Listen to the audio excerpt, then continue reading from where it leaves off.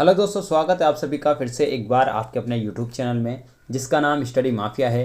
दोस्तों, इससे पिछली वाली वीडियो में मैंने पब्लिक एडमिनिस्ट्रेशन से रिलेटेड एक क्वेश्चन आंसर पार्क के बारे में डिस्कस किया था, जिसका नाम नौकरशाही के जो सिद्धांत था उसके बारे में हमने डिस्कस किया था। अगर दोस्तों आपने उस वीडियो को नहीं देखा है तो मैंने डिस्क्रिप्शन में उस नीचे उसका लिंक दे दिया है, वहाँ जाकर आप उस वीडियो को देख सकते हैं और समझ सकते हैं। अगर दोस्तों आपने अभी तक ये भी नहीं समझा है कि लोक प्रशासन क्या है, जो एक्चुअल में हम बात कर रहे हैं, जिस बुक से रिलेटेड हम बात कर रहे हैं पब्लिक एडमिनिस्ट्रेशन की, कि उसका मेन टॉपिक ही नहीं समझा तो आपको आगे आने वाली जो बातें हैं वो नहीं समझ आएंगी। तो सो प्लीज़ आप पहले उन वीडियो को देखिए ताकि आपको ये वाली वीडियो अच्छी तरीके से समझ में आए। तो दोस्तों, ये जो इंपॉर्टेंट क्वेश्चन है वो है बीए प्रोग्राम सेकेंड ईयर के स्टूडेंट्स के लिए जिनके पास पॉलिटिकल साइंस में पब्लिक एडमिनिस्ट्रेशन है, और ये बीए ऑनर्स वालों के लिए भी ज़रूरी है। तो इस वीडियो के लास्ट तक मेरे साथ बने रहना ताकि आपको यहाँ पर कुछ ना कुछ नया सीखने को मिलता रहे। तो दोस्तों, यहाँ पर आज का जो क्वेश्चन पे ऊपर मैं डिस्कस करने वाला हूँ वो होगा कि वैज्ञानिक प्रबंध के संबंध में टेलर के विचार क्या कहाँ हैं। तो ये एक पब्लिक एडमिनिस्ट्रेशन का लोक प्रशासन के बुक का एक बहुत ही इंपॉर्टेंट क्वेश्चन है। तो आइए हम इस पर डिस्कस करते हैं। तो सबसे पहले मैं बता दूं आपको कि जो वैज्ञानिक प्रबंध है वो एक प्रबंध की क्लासिकल विचारधारा भी कह सकते हैं। वैज्ञानिक प्रबंध की जो स्थापना है वो टेलर का महत्वपूर्ण योगदान दिया है। वो एक मैकेनिकल इंजीनियर थे। उनका मूल उद्देश्य उत्पादन को बढ़ाना था, इसलिए वो एक ऐसे सिद्धांत का निर्माण करना चाहते थे जिससे कारखाने का संचालन वैज्ञानिक ढंग से किया गया और अधिकतम उत्पादन प्राप्त किया जा सके। तो ये उनका थॉट है, तो हम इसके बारे में जानेंगे। वैज्ञानिक प्रबंध के संबंध में टेलर के विचारों को निम्न बिंदु के द्वारा हम स्पष्ट कर सकते हैं। इसमें पहला पॉइंट बनाकर हम लिखेंगे कि टेलर का विश्वास था कि यदि किसी कार्य का वैज्ञानिक ढंग से अध्ययन किया जाए तो उस कार्य को करने का जो सर्वोत्तम ढंग है, अच्छे से अच्छा तरीका क्या है, वो हम हासिल कर सकते हैं। इसमें दूसरा पॉइंट है कि कार्य को करने का जो अच्छे से अच्छी तरीका मिलेगा उसके लिए हमें समय और गति का अध्ययन भी जरूरी है करना। और इसमें तीसरा पॉइंट है कि कार्य को करने के लिए मानक उपकरण इंस्ट्रूमेंट जो होंगे वो निश्चित करने चाहिए जिससे सभी कर्मचारी एक जैसे उपकरणों का प्रयोग करें। इसमें चौथा पॉइंट हम लिखेंगे कि उत्पादन की प्रक्रिया मानक होनी चाहिए जिससे सभी कर्मचारी एक जैसा उत्पादन करें। और इसमें पांचवा पॉइंट होगा कि समय बचाने वाले साधनों का प्रयोग करना चाहिए। और इसमें छठा पॉइंट हम लिखेंगे कि दिए गए कार्य को सफलतापूर्वक करने वाले कर्मचारी को क्या मिलना चाहिए, वो बोनस मिलना चाहिए, जिससे दिवाली पर बोनस मिलता है। तो सातवां जो पॉइंट इसमें बनेगा कि उत्पादन के आधार पर अलग अलग दरों से भुगतान करना चाहिए। और इसमें आठवां पॉइंट बनेगा कि आधुनिक लागत प्रणाली के अनुसार लागत को कम करने का प्रयास करना चाहिए और इसके लिए निरंतर अध्ययन करना चाहिए। तो दोस्तों, ये जो टेलर के विचार थे इसमें कुछ पॉइंट जो थे उनको डिस्कस किया गया, उसके बारे में हमने यहाँ पर जाना। अब इसमें अगली हेडिंग बनती है कि वैज्ञानिक प्रबंध के सिद्धांत, जिसमें फर्स्ट हेडिंग बनेगी, सब हेडिंग इसकी कि वैज्ञानिक पद्धति। इस वैज्ञानिक पद्धति की हेडिंग बनाने के बाद इसमें हम लिखेंगे कि इसका अर्थ है कि किसी काम को करने के लिए इच्छानुसार पद्धति का प्रयोग नहीं होना चाहिए, बल्कि उस पद्धति का प्रयोग करना चाहिए जो विधि, लागत, समय और गति इन सभी के आधार पर सर्वश्रेष्ठ सिद्ध हुई है। वैज्ञानिक प्रबंध के सिद्धांत की दूसरी सब हेडिंग होगी सहयोग, जिसमें हम लिखेंगे कि सफल प्रशासन के लिए कर्मचारियों और प्रबंधकों के बीच सहयोग आवश्यक है, लेकिन अधिकतर टकराव होता है, जिसे रोकने के लिए यह आवश्यक है कि अधिक उत्पादन का लाभ दोनों को मिलना चाहिए। उदाहरण के लिए, यदि कंपनी को लाभ हुआ है तो कर्मचारी को भी बोनस मिलना चाहिए, जिससे जो क्या होगा कि जो कर्मचारी होंगे वो उत्पादन को बढ़ाने में अपना पूरा साहस जुटा देंगे और लाभ को बढ़ाने का भी प्रयास करेंगे। जब लाभ बढ़ेगा तो कंपनी का भी उसमें प्रॉफिट होगा।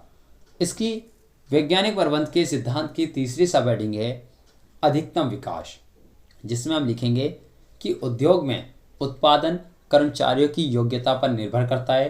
अतः वैज्ञानिक प्रबंध इस बात पर बल देता है कि उत्पादन करने की जो भी सर्वश्रेष्ठ पद्धति है उसका प्रशिक्षण कर्मचारियों को मिलना चाहिए। जिससे कर्मचारियों की योग्यता और कुशलता का विकास होगा। तो दोस्तों हमने ये जाना कि वैज्ञानिक प्रबंध के सिद्धांत क्या थे। 3 हेडिंग हमने इसमें बनाई और इसके बारे में हमने डिस्कस किया। अब बात करते हैं हम इसकी अगली मेन हेडिंग की कि वैज्ञानिक प्रबंध की तकनीक क्या क्या थी। जिस तरह सिद्धांत हमने डिस्कस किए, ऐसी हम वैज्ञानिक की जो पद्धति की तकनीक है उसके बारे में 1 बाय 1 हम डिस्कस करेंगे। सबसे पहले इसमें मेन हेडिंग आती है इसकी कार्यात्मक फॉर्मनशिप, जिसमें हम लिखेंगे कि टेलर का विचार था कि वैज्ञानिक प्रबंध के लक्ष्य को प्राप्त करने के लिए फॉर्मनशिप आवश्यक है। फॉरमैन एक उच्च श्रेणी का श्रमिक होता है और प्रबंध के सबसे निचले स्तर पर सबसे उच्च अधिकारी होता है, अर्थात यह मध्यम स्तर के प्रबंधकों के नीचे और निम्न स्तर के प्रबंध के ऊपर होता है। टेलर के अनुसार एक व्यक्ति में अच्छे फॉरमैन के सभी गुण नहीं हैं, इसलिए उसने फॉरमैन नियुक्त करने का समर्थन किया।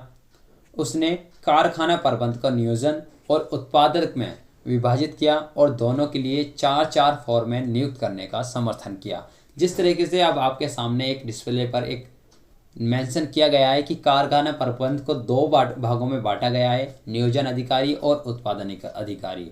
नियोजन अधिकारी के अंदर आते हैं निर्देश कार्ड क्लर्क, दूसरा कार्यात्मक क्लर्क, तीसरा समय एवं लागत क्लर्क और चौथा अनुशासन क्लर्क। ये आते हैं नियोजन अधिकारी के अंदर में। अब इसमें दूसरे इसके पॉइंट में आता है उत्पादन अधिकारी। इसमें आता है निरीक्षक, गतिनायक, टोली नायक और मरम्मत क्लर्क। तो दोस्तों ये कारखाना प्रबंध को इसमें ऐसा डिवाइड किया गया। ये थी वैज्ञानिक प्रबंध की तकनीक पहली वाली। अब हम बात करते हैं इसकी दूसरी तकनीक के बारे में कि कार्य का परिमापीकरण और सरलीकरण, यानी मापना और सरलता निकालना। टेलर ने वैज्ञानिक प्रबंध के लिए इस बात को आवश्यक माना कि किसी कार्य को करने की जितनी भी विधियां हैं उनका परिमापीकरण करके सर्वश्रेष्ठ का चुनाव करना चाहिए, लेकिन इस बात का भी ध्यान रखना चाहिए कि कार्यविधि अत्यंत जटिल नहीं होनी चाहिए, यानी कि सरल तरीके से होनी चाहिए, वो कठिन ना हो ताकि काम करने में दिक्कत आए।